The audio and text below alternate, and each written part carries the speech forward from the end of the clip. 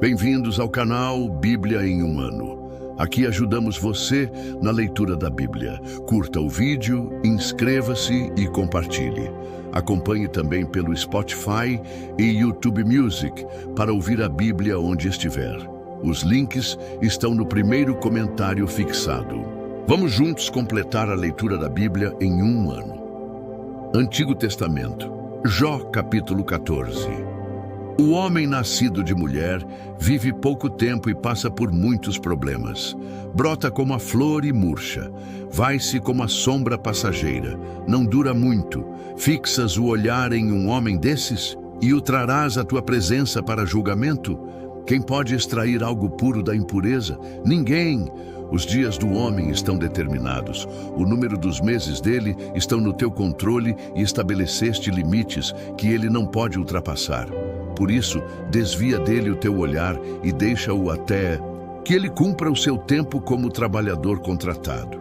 Para a árvore, pelo menos há esperança. Se é cortada, torna a brotar, e os seus novos ramos vingam. As suas raízes poderão envelhecer no solo, e o seu tronco morrer no chão. Ainda assim, com o cheiro de água, ela brotará e dará ramos como se fosse muda plantada. Mas o homem morre e morto permanece. Dá o último suspiro e deixa de existir. Como a água do mar evapora e o leito do rio perde as águas e seca, assim o homem se deita e não se levanta. Até quando os céus deixarem de existir, nenhum deles acordará, nem será despertado do seu sono. Quem dera me escondesses na sepultura e me ocultasses até passar a tua ira. Quem dera estabelecesses um prazo e depois te lembrasses de mim. Quando um homem morre, acaso tornará a viver? Durante todos os dias do meu árduo labor, esperarei pela minha dispensa. Chamarás e eu mesmo te responderei. Terás anelo pela criatura que as tuas mãos fizeram. Por certo contarás então os meus passos, mas não tomarás conhecimento do meu pecado. As minhas faltas serão encerradas em um saco. Tu esconderás a minha iniquidade. Como a montanha sofre erosão e se desmorona, e a rocha muda de lugar, como a água desgasta as pedras e as torrentes arrastam terra, da mesma forma destróis a esperança do homem. Tu o subjugas de uma vez por todas, e ele se vai. Alteras a sua fisionomia e o mandas embora. Se os seus filhos são honrados, ele não fica sabendo. Se são humilhados, ele não o vê. Só sente a dor do seu próprio corpo. Só lamenta por si mesmo. Jó, capítulo 15. Então, Elifaz de Temã respondeu: Responderia o sábio com ideias vãs ou encheria o estômago com o vento leste? Argumentaria com palavras inúteis, com discursos sem valor? Mas você sufoca o temor a Deus e diminui a devoção a Ele. O seu pecado motiva a sua boca. Você adota a linguagem dos astutos. É a sua própria boca que o condena, não a minha. Os seus próprios lábios depõem contra você. Será que você foi o primeiro a nascer?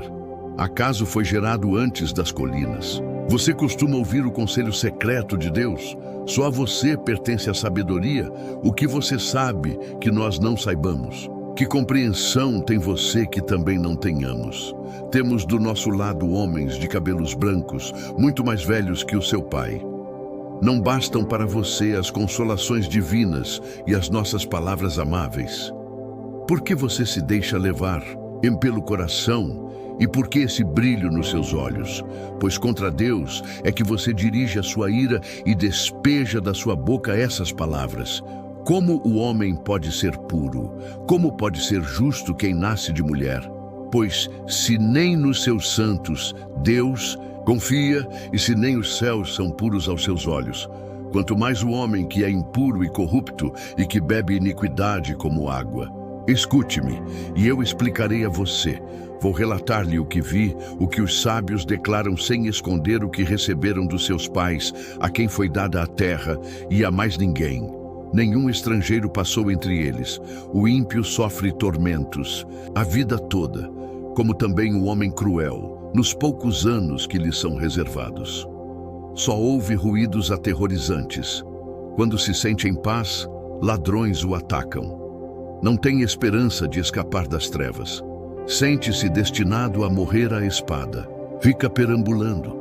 É comida para os abutres. Sabe muito bem que logo virão sobre ele as trevas. A aflição e a angústia o apavoram e o dominam como um rei pronto para atacar, porque agitou os punhos contra Deus e desafiou o Todo-Poderoso, afrontando-o com arrogância, com um escudo grosso e resistente.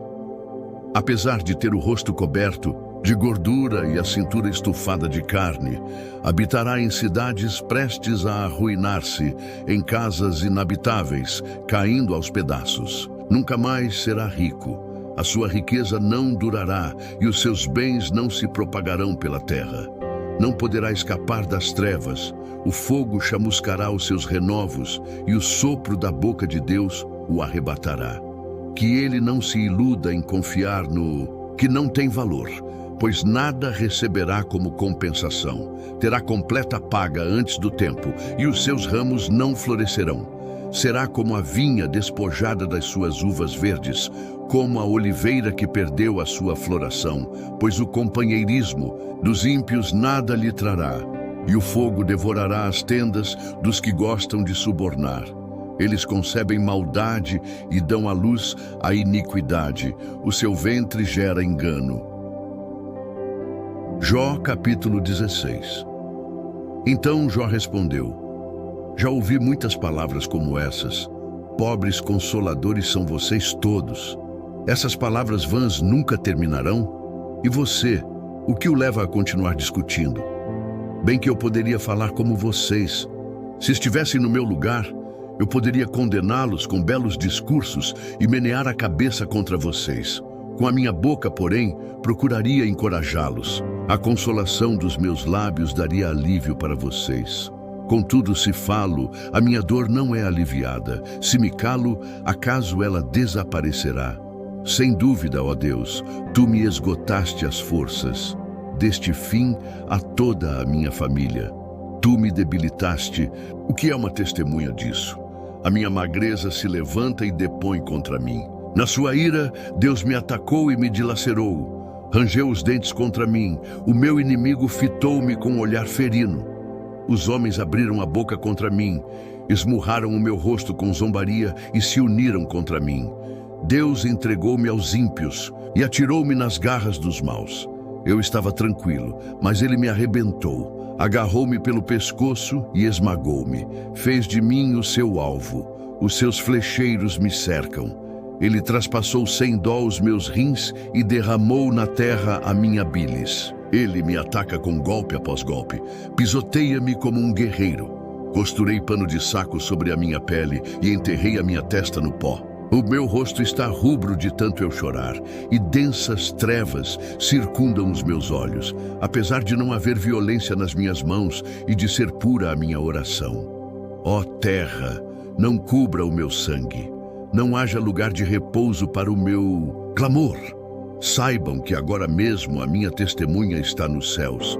Nas alturas está o meu advogado. O meu intercessor é meu amigo, quando diante de Deus correm lágrimas dos meus olhos.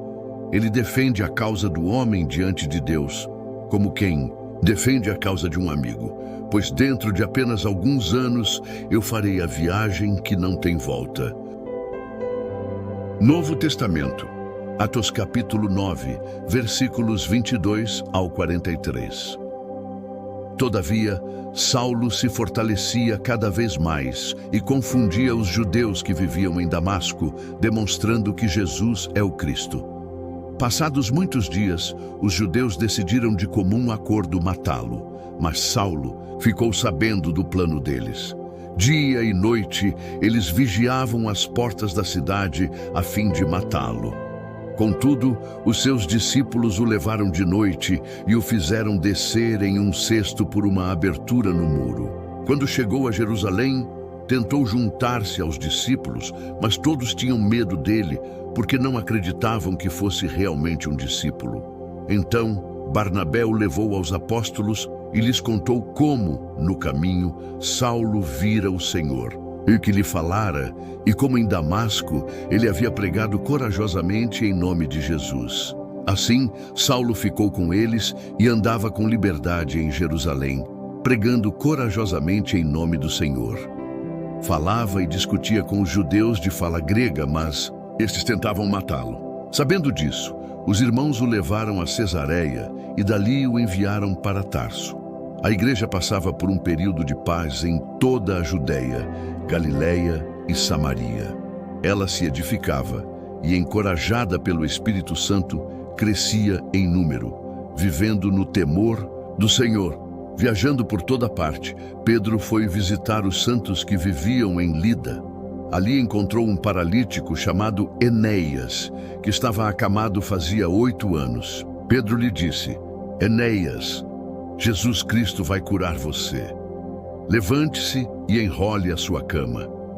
Ele se levantou imediatamente.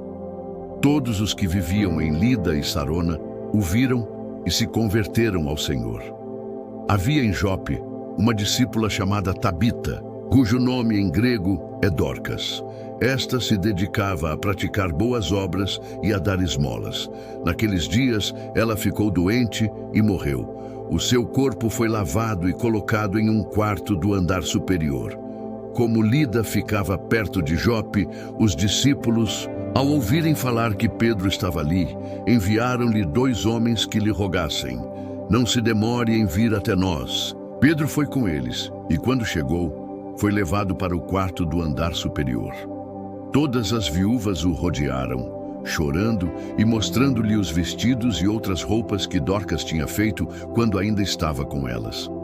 Pedro mandou que todos saíssem do quarto. Depois, ajoelhou-se e orou. Voltando-se para a mulher morta, disse: Tabita, levante-se. Ela abriu os olhos e, ao ver Pedro, sentou-se. Tomando-a pela mão, ajudou-a a pôr-se em pé. Então, chamando os santos e as viúvas, apresentou-a viva. Esse fato se tornou conhecido em toda a cidade de Jope, e muitos creram no Senhor. Pedro ficou em Jope durante algum tempo, com um curtidor de couro chamado Simão. Obrigado por chegar até aqui. Curta o vídeo, inscreva-se no canal e compartilhe com aqueles que são importantes para você. Que Deus nos ajude a completar esta jornada. O Senhor te abençoe e te guarde. O Senhor faça resplandecer o seu rosto sobre ti e tenha misericórdia de ti. O Senhor sobre ti levante o seu rosto e te dê a paz. Até amanhã.